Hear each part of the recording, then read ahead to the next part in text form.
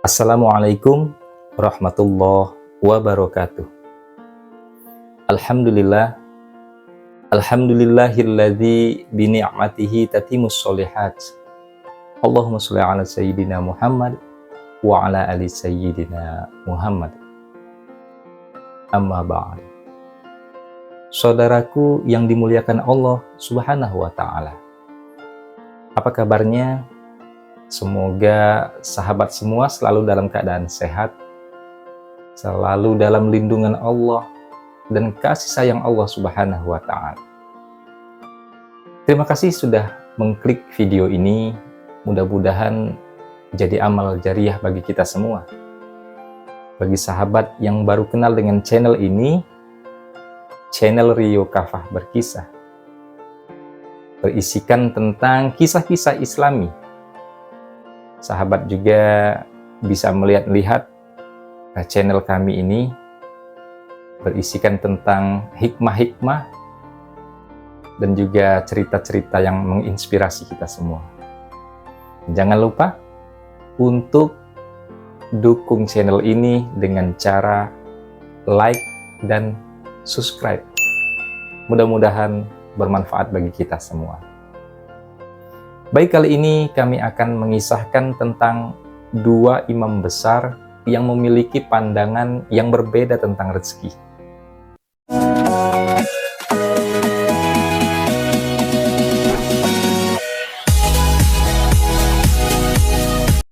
Perbedaan pendapat merupakan suatu hal yang wajar di dalam agama Islam, asalkan tetap dalam koridor bingkai kebersamaan dan ukhuwah Islamiyah.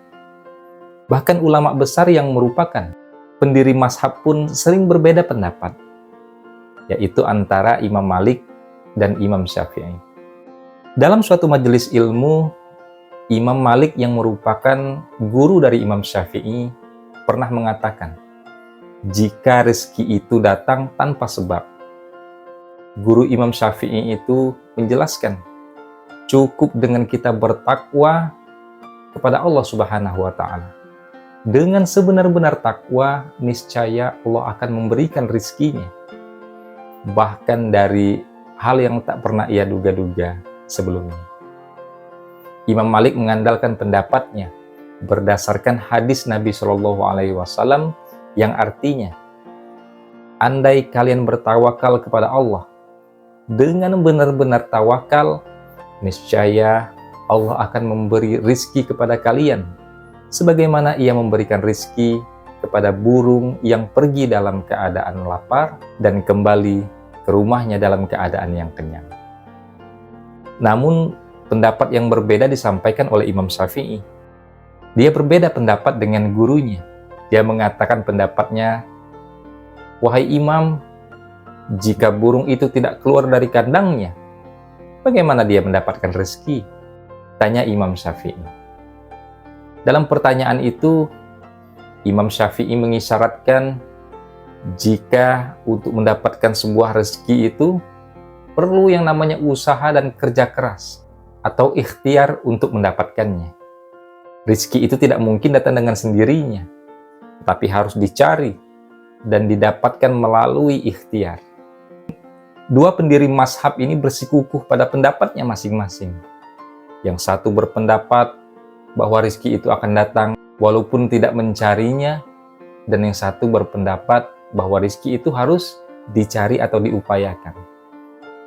Hingga suatu saat Imam Syafi'i berjalan-jalan, dia bertemu dengan serombongan orang yang sedang memanen buah anggur.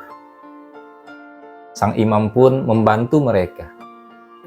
Setelah pekerjaan memanen anggur ini selesai, sang imam mendapatkan beberapa ikat buah anggur sebagai imbalan jasa dari pekerjaannya membantu para petani.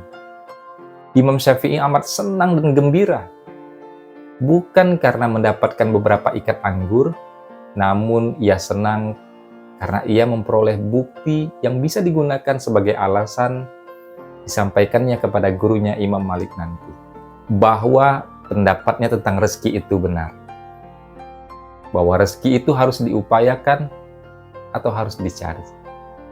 Dengan bergegas Imam Syafi'i menemui gurunya Imam Malik yang sedang duduk santai sambil meletakkan anggur di hadapannya. Lalu Imam Syafi'i berkata mengenai pengalamannya tersebut, "Seandainya saya tidak pernah keluar untuk ikut memanen, tentu saja anggur ini tidak akan pernah sampai ke tangan saya." Ungkap Imam Syafi'i membuka obrolan. Mendengar dalil dari muridnya, Imam Malik hanya tersenyum.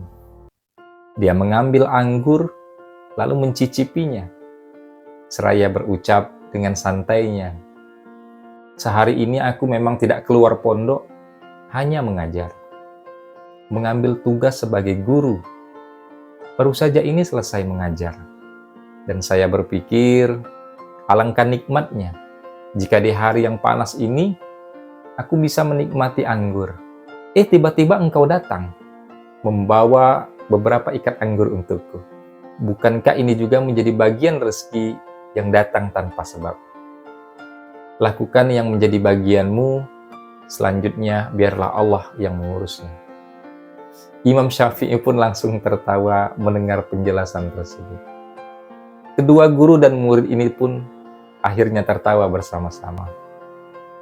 Meski mengambil dua hukum yang berbeda dari kisah tersebut, maka dapat kita pelajari bahwa ketika seorang berbeda pendapat, bukan berarti ia harus bermusuhan, namun mereka tetap bisa duduk bersama saling menghormati antara satu dan yang lainnya. Adapun rezeki memang ada yang sudah menjadi jatah manusia. Dia akan mendapatkannya walaupun tidak berikhtiar. Dan ada juga rezeki yang didapat dengan jalur ikhtiar atau yang perlu usaha untuk mendapatkannya. Semoga kisah ini memberikan tambahan wawasan bagi kita dan dapat kita ambil hikmahnya bahwa setiap perbedaan itu adalah rahmat dari Allah Subhanahu wa Ta'ala. Perbedaan haruslah kita sikapi dengan bijak. Tidak sepatutnya kita bermusuhan hanya karena beda pendapat. Terima kasih sudah menonton video ini. Semangat menebar kebaikan. Wassalamualaikum warahmatullahi wabarakatuh.